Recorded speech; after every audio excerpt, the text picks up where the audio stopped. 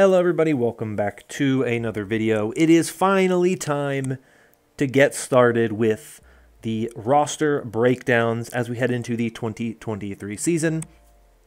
Lots of stuff to talk about as we get kind of close to the Pro-Am next month and the season in April. So over the next several weeks, next month or so, I'll be doing probably 3 of these a week. Obviously this week only 1, but next week, Monday, Wednesday, Friday, I'll be doing them. Other videos kind of sprinkled in there, potentially, but mainly focusing on these roster breakdowns. And I'm going to be doing these largely in order of standings from last season, starting with the Western region, because we don't know a lot of details with the Eastern region right now, so we're going to just focus on the Western region for the time being. And we have, of course, 13 teams from the Western region, and the Valiant, who are moving back over, so we'll talk about them later, obviously. But we're kicking off today by talking about the 2022 Overwatch League champions, the Dallas Fuel. They finished the Overwatch League season with the best record in the league, and they capped it all off with a grand finals victory in the season playoffs. So what is their roster looking like going into 2023? Can they repeat? Are they in a good position? Let's take a look at their roster. So I'll throw it up here for you on the screen. You can see it here. Sparkle, Hanbin, Edison, all returning, and MCD and Bliss as the new additions so far for this team. They only have 5 players at the moment. They will have to have a 6th player signed before the season starts. We don't know who that is yet. I'll talk a bit later about what I kind of hope they do with that 6th position on the team, but this is who they have at the moment, and let's jump in and let's kind of talk about it, break it down, and kind of go where I think this team should be going forward.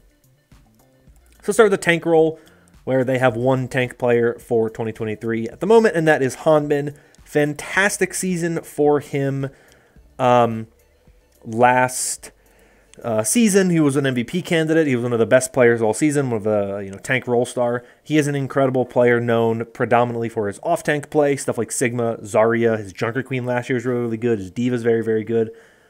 We didn't see as much of him on the kind of main tank heroes.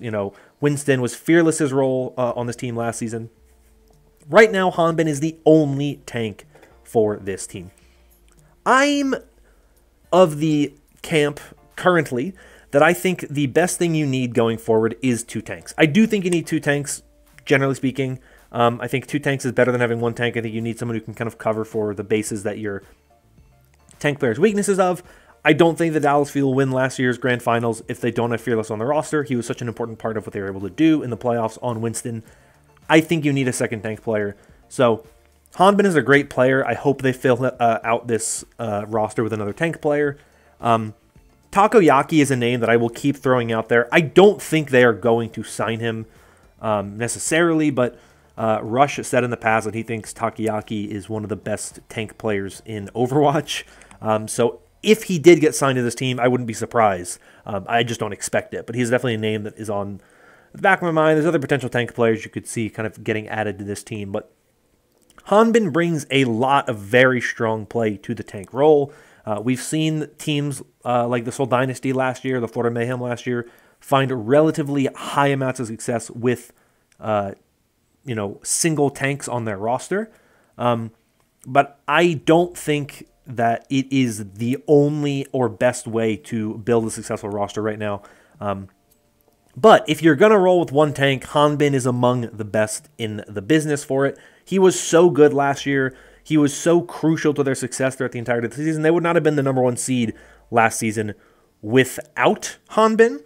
But then, like I said, they also wouldn't have won the Grand Finals without Fearless, right? So I do think there is a mix there. There is kind of a blend there that I hope the Dallas Fuel improve upon at some point. But Hanbin, maybe he has had the time now because of the offseason to really get good at kind of the wide array of tank heroes. I just think tank is such an important role. I think you definitely want to make sure that you have every tank hero covered as best as you can, because to me, having the best Winston can determine who wins the game.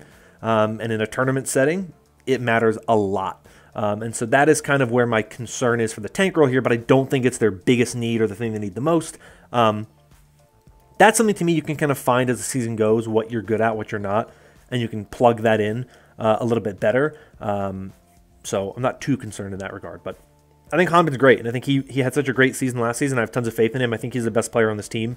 And so to me, you want him in as much as you can. You don't want to sub him out unless you absolutely need to. It's interesting. So I'm kind of excited to see what he's able to do as kind of the main figurehead for this team going into 2023. It's going to be exciting.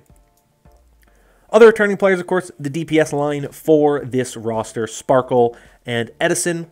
This, to me, is where I think they do need another addition to this roster. It is the place where I would most like to see them add a new player. I made a video talking about like potential free agency signings. I would have loved to see Flora on this roster. Edison was great in the playoffs last year. Do not misinterpret me. But to me, this team does not have excellent, strong, hard hit scan play. Edison is not my personal pick for top-level Widow, top-level Ashe play. I don't think that is really where Edison kind of thrives. I think they need to find a player who is much better on those roles, especially when you consider the fact that double hit scan could be the meta, right? Widow Sojourn, Widow Ashe in theory, you know, Cassidy's pretty good right now. And Sparkle, not a hit scan player. He's a Genji player. He's an Echo player. He's been playing Tracer. He plays Mei, stuff like that. Edison, his best heroes are stuff like Tracer, Sojourn. His Reaper's pretty good too. But I don't feel great about this team in the pure hit scan, strong kind of sniper sense. I would not pick Edison as my kind of Widow pick, you know, in a matchup against Proper, in a matchup against Lip, in a matchup against Merit, in a matchup against Happy. All of these players are in this region. In a matchup against Birdring. All of these players are the types of players that Edison, if he is the sole hit scan player for this team, is going to have to come up against. And I don't think Edison is my pick for the kind of best in that particular spot. So I would like to see them add kind of a hard hit scan player. I think Flora would have been a really good addition to this roster just because he can fill that role and it allows Edison to kind of play what he's much better at, which is stuff like your Sojourn, like your Tracer, where I think he kind of has a little bit more flexibility and strength as a player. And, of course, that also allows Sparkle to be play what he's good at, right? He's really good at your Genji. He's really good at your Echo. He's really good at your Mei. So that allows you to kind of let the players play the things that they are best at, and it doesn't kind of keep you from letting those players be at their best. So I would like to see him add there. But I do think Sparkle and Edison is a great duo. They were fantastic last year. I mean, they won the grand finals on the backs of Sparkle and Edison. They were the starters in that grand finals, and they were very, very big parts of their success. We saw last year, even without really strong hit scan play, Guerrillo had his moments, but he wasn't consistent enough. They were still one of the best teams in the league. They still showed out in a lot of really big games, really big moments. So I do think this is a very good start to this roster. I think that Edison and Sparkle, in many metas, you don't need to really do anything else. They're going to be fine. I'm very much of the opinion of you kind of need some of those fail-safes in the event that something goes the way you don't really want. So in my opinion, if they're going to add a sixth player, which they have to, I would like to see them add another DPS player. I think a hit scan DPS player, to me, is the big thing. I think Hanbin is good enough in the tank role that he can kind of fill what you need. I'm not really concerned about the support line with them not having a second flex support or anything like that. To me, they need a really strong hit scan player because they can kind of make or break the game in a lot of ways. And I trust Hanbin more to be able to kind of pick up a lot of those things and be able to play at a high level than I do kind of putting Edison or Sparkle on an off roll where they probably will, or they could potentially have more kind of struggles against some of the players who are more known for playing the heroes that they aren't really known for. So it's kind of a weird kind of situation where I have a lot of faith in both of these players. I really like Edison. I really like Sparkle. I think they're both really phenomenal players, and they've looked really, really good over the past couple of years. Edison in particular last year was phenomenal, especially in that playoffs when he got to play Sojourn, right? And that was, I think the Dallas Fuel got kind of lucky that Sojourn was meta for a lot of the year. I think if we were in an Ashe or a Widow meta towards the end of the year, I don't necessarily think the Fuel would have been as good as they were. So I think you kind of need that safety and that protection, and they got a little lucky last year that they had one of the best Winstons in the league and one of the best Sojourns in the league, and those are kind of the two highest impact heroes. But going forward, I would like to see them add to that DPS line, just round it out a little more, kind of add some more kind of safety and potential protection from running into a situation where they just can't really compete with some of your elite hit scan players that exist in the league. Because there's a lot of them, especially in the Western North America kind of region. Finally, the support line. It is the new part for this team. 2 players that were not on this roster last year. We have MCD as the flex support, obviously formerly a player with the Boston Uprising and the Hangzhou Spark before that. Has history with Element Mystic, so it makes sense that he was brought into this roster. He has history with Rush. He has history with the guys from Element Mystic, Hanbin, Sparkle. So him being on this roster, not a surprise. Their main support player is Bliss, who most recently played for O2 Blast in Contenders, as well as spending time with Gen G before that. So Bliss comes from kind of the best team coming out of Korean Contenders. One of the best players on that roster who just ended up here instead of going to San Francisco because San Francisco opted to go with Vin Dime over Bliss. MCD comes into this team having some history with some of these players. So this is a really interesting support line. It is by no means a bad support line, but this is very much one of those things where you look at their support line last year with Fielder and Chio. It was arguably the best support line in the league last year. Bliss and MCD, I don't think they're going to be arguably the best support line in the league this year, unfortunately, and that I think is going to be one of the things we look at with the Dallas Fuel. This is a definite downgrade. How big of a downgrade it is yet to be seen. Bliss, very successful in the Contenders with O2 Blast. He won, the A sides and B sides in 2022. He won the Run It Back tournament in 2022, and he won the Pacific Showdown in 2022. Tons of wins for Bliss as a member of O2 Blast. They did very, very well in the past, and even when he was with Gen G, they did pretty well as well. So I'm very excited to see what he brings to the Dallas Fuel as a main support player. He is the rookie on this team. He is the young guy on this team. And whether or not he's able to find kind of maximum success on this roster, we'll have to see as we go. But I'm excited to see him join this team.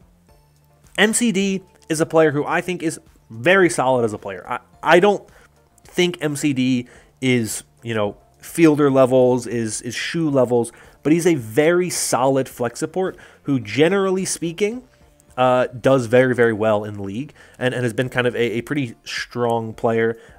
Take some of his personal baggage out and some of his past, when he was on the Hangzhou Spark and his kind of anti-Chinese language. That is definitely something that is not something to ignore or kind of toss to the side. But I don't necessarily, it doesn't take away from him as a player. And so I'm not surprised that he's on this roster when you consider, like I said, his history with the Element Mystic guys. And I think he's a solid player who's going to be a strong piece for this backline. I don't think MCD is going to be the problem with this roster. I don't think he's going to be the weakness on this roster. I think MCD and Bliss are a well-rounded... MCD and Bliss are a well-rounded support duo that can play pretty much everything you need them to play. And so I'm not that concerned about what they kind of bring in that regard. I think they're a solid support line. Definitely in the top half of the Western region. There are some really good support lines this year. You look at Houston, San Francisco. I think the LA Gladiators have also, even though they lost Shu, still have a very good support line. Boston support line is very, very good.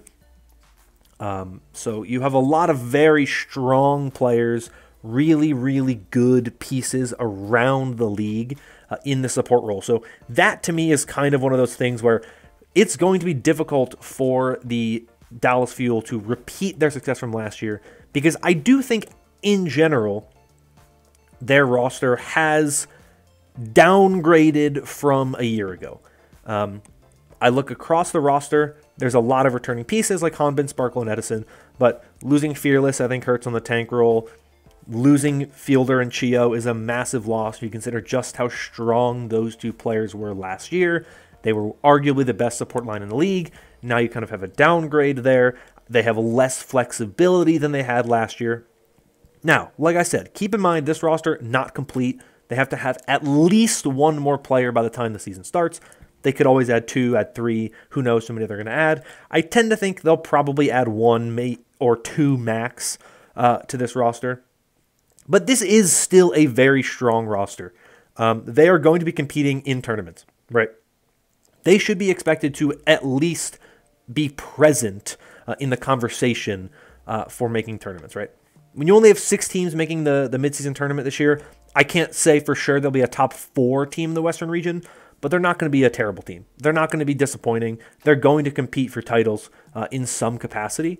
You think about like the Shock last year, right? They were a very, very good team. They didn't win anything, but they still made finals and stuff like that. I think that's a similar level to what this Fuel roster is going to be.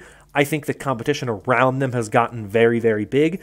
They have a head coach that I believe in with Rush. They have a core that I believe in with Hanbin and Sparkle and Edison from last year, plus 2 players coming out of free agency and contenders that I think are really good, who will be consistently strong with this roster, right?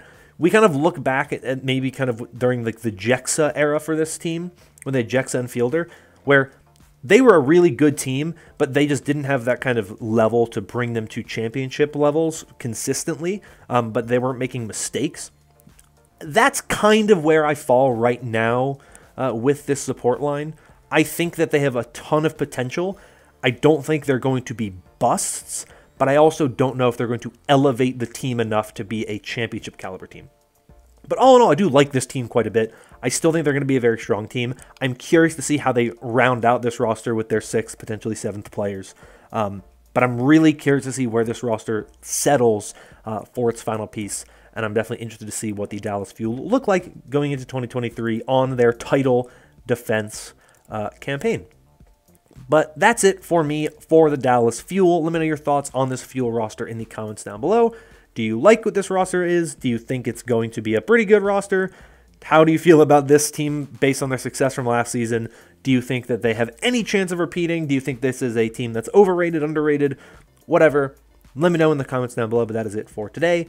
Thank you all so much for watching. If you enjoyed and want more like this in the future, consider liking and subscribing. A bunch more roster breakdowns are coming this year and over the next week and beyond. So keep your eyes out for that and subscribe if you want to get those when they drop. But that is all for today. Thank you all once again. Hope you're all staying safe and staying healthy. And until next time, bye-bye.